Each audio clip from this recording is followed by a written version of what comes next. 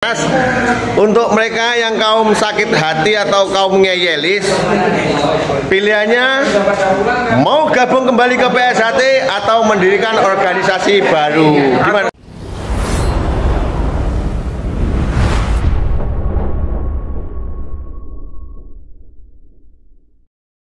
Jangan lupa like, comment, and subscribe Wiki Channel.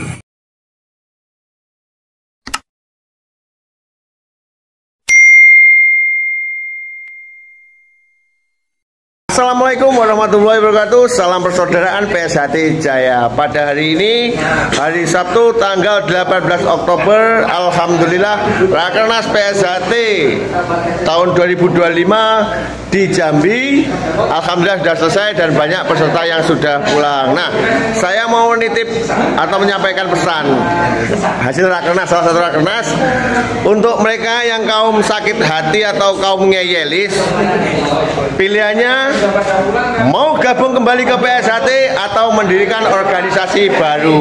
Gimana? Atau bersama lagi dengan kami. Nah, intinya malu bertanya, sesat di jalan. Sering bertanya, malu-maluin.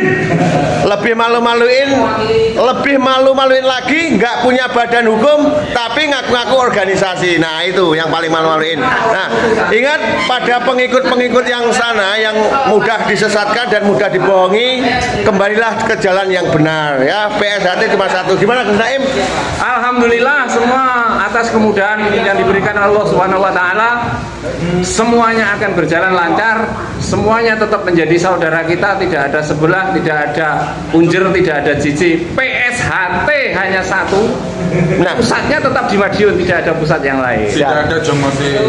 Nah, Mas, pesan jenengan buat kaum-kaum yang sudah tersesat gimana? Ya sudah tersesat.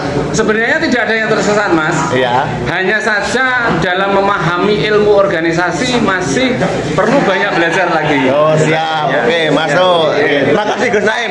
Intinya malu bertanya sesat di jalan, yang nggak punya organisasi, ngaku-ngaku punya badan hukum, itu lebih malu-maluin. Salam persaudaraan PSHT Jaya.